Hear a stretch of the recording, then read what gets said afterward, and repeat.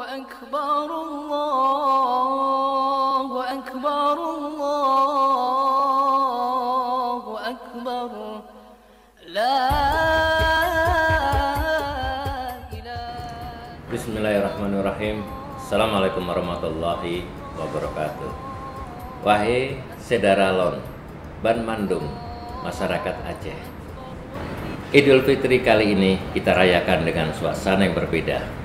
Keselamatan dan kesehatan adalah prioritas utama dalam perjalanan mudik.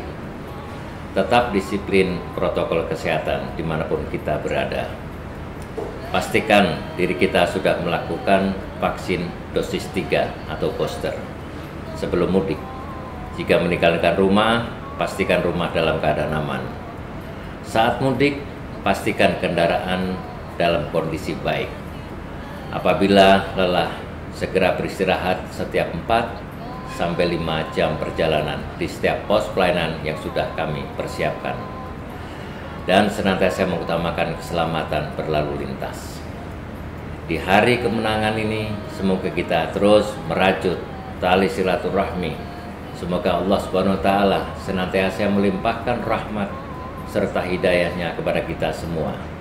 Saya Irjen Pol Dr. Andes Ahmad Haidar, SAMM selaku Kapolda Aceh beserta dengan staf dan Bayangkari mengucapkan Selamat Hari Raya Idul Fitri 1443 Hijriah.